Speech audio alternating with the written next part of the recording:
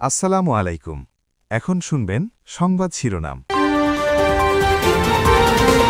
দীর্ঘস্থায়ী হলে জ্বালানি বাবদ বাংলাদেশকে গুনতে হবে অতিরিক্ত $1 বিলিয়ন। শঙ্কা বিশ্লেষকদের, বৈশ্বিক কূটনীতিতেও আসতে পারে পরিবর্তন। আজও তেলের পাম্পগুলোয় লম্বা লাইন, জ্বালানি সাশ্রয়ে রেশনিং ব্যবস্থা বহাল থাকবে জানালেন মন্ত্রী। বেগম খালেদা জিয়ার শ্রেষ্ঠ অদম্য নারীর পুরস্কার নিলেন নাতনি জাইমা। সব নারী ও কন্যার জন্য নিরাপদ হবে বাংলাদেশ, আশা ডাক্তার জুবাইদা। বিদেশে বসে দেশকে ক্রমাগত অস্থিতিশীল করার চেষ্টা করছে শেখ হাসিনা, অভিযোগ মির্জা ফখরুলের। বললেন, দেশে গুম, হত্যা ও রক্তের রাজনীতি হতে দেয়া হবে না। এতক্ষণ শুনছিলেন সংবাদ শিরোনাম, এখন শুনবেন। সহসাই থামছে না ইরান ইসরায়েল যুক্তরাষ্ট্র যুদ্ধ, এমনটাই ধারণা ভূরাজনৈতিক বিশ্লেষকদের। দুপক্ষের কঠোর অবস্থানের কারণে মধ্যপ্রাচ্যে ডজন খানেক দেশে ছড়িয়েছে সংঘাতের রেশ, যা বিশ্ববাসীকে আরও ভোগাবে শঙ্কা তাদের। যুদ্ধ মাসখানেক স্থায়ী হলে শুধু জ্বালানি বাবদ বাংলাদেশকে গুনতে হবে অতিরিক্ত $1 বিলিয়ন বা ২১২,২৩০ কোটি টাকা। পাশাপাশি বৈশ্বিক কূটনীতিতেও আসতে পারে বদল। প্রভাব মোকাবেলায় সর্বাত্মক প্রস্তুতি নিতে বারবারই সরকারকে তাগিদ দিচ্ছেন তারা। দ্বিতীয় সপ্তাহে গড়ালো মধ্যপ্রাচ্য যুদ্ধ। রোববার ইরানের 30 জ্বালানি স্থাপনায় যৌথভাবে হামলা চালিয়েছে যুক্তরাষ্ট্র ইসরায়েল। বাদ পড়েনি বিমানবন্দর, পরিবহন ডিপো, এমনকি পানি শোধনাগার। রাজনৈতিক অবকাঠামো আর সামরিক সক্ষমতা পুরোপুরি ধ্বংস না করা পর্যন্ত চলবে হামলা, হুমকি মার্কিন প্রেসিডেন্টের। জবাবে দূরপাল্লার মিসাইল হামলা বাড়িয়েছে ইরান। টার্গেট ইসরায়েলি ভূখণ্ড। দুঃখ প্রকাশ করলেও বন্ধ হয়নি প্রতিবেশী দেশগুলোর উপর তেহরানের হামলা। সৌদি আরব, বাহরাইন, কাতার, কুয়েত ও সংযুক্ত আরব আমিরাতের পাশাপাশি ইরাকের মার্কিন দূতাবাসও হয়েছে আক্রমণের শিকার। যুদ্ধের স্ফুলিঙ্গ ছড়িয়েছে লেবাননেও। বৈরুতে ছোড়া হচ্ছে একের পর এক ইসরায়েলি ড্রোন, মিসাইল। সব মিলিয়ে যুদ্ধের ভয়াবহতা আর ব্যাপকতা দেখে পূর্বাভাস, শিগগিরই থামছে না সংকট। মধ্যপ্রাচ্যের যুদ্ধ, ইরান, ইসরায়েল এবং আমেরিকার যে যুদ্ধ, এটা আরও দীর্ঘায়িত হবে বলে ধারণা করছি।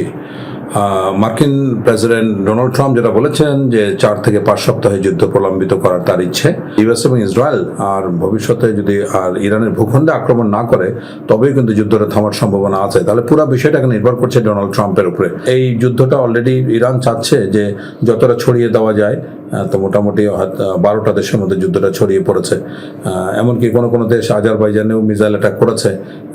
তো সুতরাং সবকিছু মিলে পরিস্থিতি ঘোলাটে, কোনো সন্দেহ নাই। প্রক্সি যারা আছে তাদের এই যুদ্ধে অংশগ্রহণ এই পুরো বিষয়টাকে আরো জটিল করে তুলবে। অর্থাৎ হুতি, হিজবুল্লাহ এবং ইরাকি মিলিশিয়া যখন এটার সাথে যুক্ত হবে বা অলরেডি হয়েছে, তখন এই কমপ্লিট যুদ্ধের যে গতি প্রকৃতি এবং বিস্তার, এইটা কিন্তু আরো জটিল হওয়ার সম্ভাবনা রয়েছে। এ অবস্থায় বিশ্বব্যাপী লাফিয়ে লাফিয়ে বাড়ছে জ্বালানির দাম। এরই মধ্যে ব্যারেল প্রতি জ্বালানির দাম $93 পৌঁছেছে। জ্বালানি তেল নিতে রাজধানীর ফিলিং স্টেশনগুলোতে আজও যানবাহনের লম্বা লাইন। দীর্ঘ সময় অপেক্ষা করেও পর্যাপ্ত তেল পাচ্ছেন না চালকরা। সরকারের নির্দেশনা অনুযায়ী রেশনিং পদ্ধতিতে বিক্রি হচ্ছে তেল। সকাল থেকে রাজধানীর বিভিন্ন এলাকায় পেট্রোল, অকটেন ও ডিজেল পেতে অনেককেই ঘুরতে হয়েছে এক পাম্প থেকে আরেক পাম্পে। হঠাৎ করে তেলের চাহিদা বেড়ে যাওয়ায় অনেক পাম্পেই মজুদ শেষ। চরম ভোগান্তিতে ক্রেতারা। চালকদের অভিযোগ, কিছু অসাধু লোক বাড়তি তেল সংগ্রহ করে খোলা বাজারে বিক্রি করছে। অনেকেই সম্ভাব্য সংকটের আশঙ্কায় প্রয়োজনের তুলনায় বেশি তেল মজুত করছে, যে কারণে পরিস্থিতি আরও জটিল হয়ে উঠেছে। এদিকে সংশ্লিষ্টরা বলছেন, গুজব ও অতিরিক্ত চাহিদার কারণেই এই পরিস্থিতি। পাম্পগুলোতে নতুন চালান আসলে নির্ধারিত পরিমাণে দেয়া হবে তেল। জ্বালানি তেল সাশ্রয়ে রেশনিং ব্যবস্থা চালু থাকবে। যুদ্ধ পরিস্থিতির কারণে সরবরাহ ব্যবস্থায় চাপ তৈরি হওয়ায় মজুদ তেল সাশ্রয়ীভাবে ব্যবহারের আহ্বান জানিয়েছেন বিদ্যুৎ, জ্বালানি ও খনিজ সম্পদ মন্ত্রী ইকবাল হাসান মাহমুদ চকু। দুপুরে প্রেস ক্লাবে তারেক রহমানের কারাবন্দী দিবসের আলোচনায় এসব কথা জানান তিনি।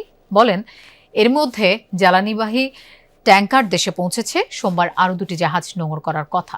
তেলের কোনো সংকট নেই উল্লেখ করে বলেন, পরিস্থিতি স্বাভাবিক রাখতে সাময়িকভাবে রেশনিং ব্যবস্থা চালু থাকবে। পাশাপাশি বিদ্যুৎ ও জ্বালানির দাম বাড়ানোর গুজবেও কান না দেওয়ার আহ্বান জানান তিনি। এ সময় মন্ত্রী আরও জানান, 1/11-এর সময় বিএনপিকে ধ্বংসের চেষ্টা করা হয়েছিল। সে সময় গ্রেফতার ও নির্যাতনের পরও নেতাকর্মীরা মাথা উঁচু করেছিলেন। সে কারণেই ত্রয়োদশ জাতীয় নির্বাচনে বিএনপি নিরঙ্কুশ জয় পেয়েছে। যে মজুদ আছে সেই মজুদটা সাশ্রয়ভাবে ব্যবহার করার জন্য জনগণের কাছে আহ্বান জানিয়েছি। আমরা রেশনিং শুরু করেছি, কারণ আমরা কেউ জানি না যুদ্ধ কবে শেষ হবে। সেই জন্য সব একবারে খেয়ে শেষ করার চেয়ে চলার মতো ব্যবস্থা করে যদি আমরা চলি, তাহলে আমরা দীর্ঘদিন চলতে পারবো। চট্টগ্রাম সমুদ্র বন্দরের বহির্নোঙরে জ্বালানিবাহী 8টি জাহাজ প্রবেশ করেছে। এসব জাহাজের মধ্যে 5টিতে তরলীকৃত প্রাকৃতিক গ্যাস এলএনজি এবং 2টিতে তরলীকৃত পেট্রোলিয়াম গ্যাস এলপিজি এবং 1টিতে মনোইথিলিন গ্লাইকল এমইজি আছে। মধ্যপ্রাচ্যে যুদ্ধ ছড়িয়ে পড়ায় বাংলাদেশে জ্বালানি আমদানি নিয়ে অনিশ্চয়তা তৈরি হয়েছে। ঠিক এমন সময়ে বন্দরে পৌঁছালো এসব জাহাজ। হরমুজ প্রণালী বন্ধের আগে এসব জাহাজ চট্টগ্রামের উদ্দেশ্যে যাত্রা শুরু করে। 28 ফেব্রুয়ারি ইরানের উপর যুক্তরাষ্ট্র ও ইসরায়েলের যৌথ অভিযান এবং তেহরানের পাল্টা প্রতিক্রিয়ার কারণে হরমুজ প্রণালী ঘিরে উত্তপ্ত হয়ে ওঠে পরিস্থিতি। এর ফলে বিশ্বজুড়ে তেল ও এলএনজি সরবরাহের 20% ঝুঁকির মুখে পড়ে। গণতান্ত্রিক অগ্রযাত্রায় অবদানের জন্য মরণোত্তর শ্রেষ্ঠ অদম্য নারী সম্মাননায় ভূষিত হলেন সাবেক প্রধানমন্ত্রী এবং বিএনপির প্রয়াত চেয়ারপারসন বেগম খালেদা জিয়া। রাষ্ট্রপতি মোহাম্মদ শাহাবুদ্দিনের হাত থেকে তার পক্ষে পুরস্কার গ্রহণ করেন নাতনি ব্যারিস্টার জায়মা রহমান। প্রধান অতিথির বক্তব্যে রাষ্ট্রপতি বলেন, পরিকল্পনা যতই নেওয়া হোক না কেন, সুফল পেতে ঘরে বাইরে দরকার নারীদের নিরাপত্তা। বাংলাদেশ হবে সব নারী ও কন্যার জন্য নিরাপদ। অনুষ্ঠানে এই আশাবাদ ব্যক্ত করেন সরকার প্রধানের স্ত্রী ডাক্তার জুবাইদা রহমান। অধিকার, ন্যায় বিচার, উদ্যোগ সব নারীর জন্য হোক, এই প্রতিপাদ্যে উদযাপিত হচ্ছে এবারের আন্তর্জাতিক নারী দিবস।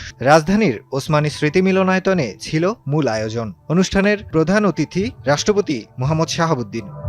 এবছর নারী দিবসে গণতান্ত্রিক অগ্রযাত্রায় অবদানের জন্য শ্রেষ্ঠ অদম্য নারী সম্মাননায় ভূষিত হন সাবেক প্রধানমন্ত্রী ও বিএনপির প্রয়াত চেয়ারপারসন বেগম খালেদা জিয়া। রাষ্ট্রপতি মোহাম্মদ শাহাবুদ্দিনের হাত থেকে তার পক্ষে মরণোত্তর পুরস্কারটি গ্রহণ করেছেন নাতনি ব্যারিস্টার জায়মা রহমান। এছাড়া 5টি ক্যাটাগরিতে অদম্য নারী পুরস্কার দেয়া হয় আরও 5 বিশিষ্ট নারীকে। আয়োজনে অংশ নিয়ে প্রধানমন্ত্রী তারেক রহমানের স্ত্রী ডাক্তার জুবাইদা রহমান দেশ পরিচালনায় বেগম খালেদা জিয়ার অবদানকে তুলে ধরেন।